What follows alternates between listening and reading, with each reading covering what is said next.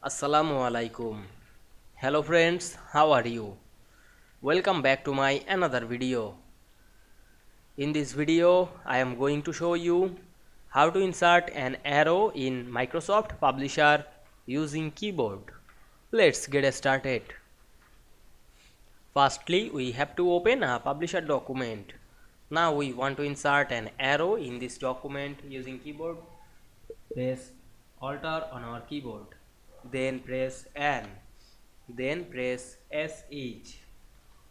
Now we can see here, open the arrow section. Then we use the down arrow or up or left right arrow to select the arrow shape. Now we can see, we go to the arrow section and select any arrow. Now I select this arrow, then press enter to insert the arrow. Then draw this arrow. Now we can see we insert an arrow using keyboard very easily. I hope you enjoyed the video. Please like, comment, share and subscribe my channel. Thanks for watching.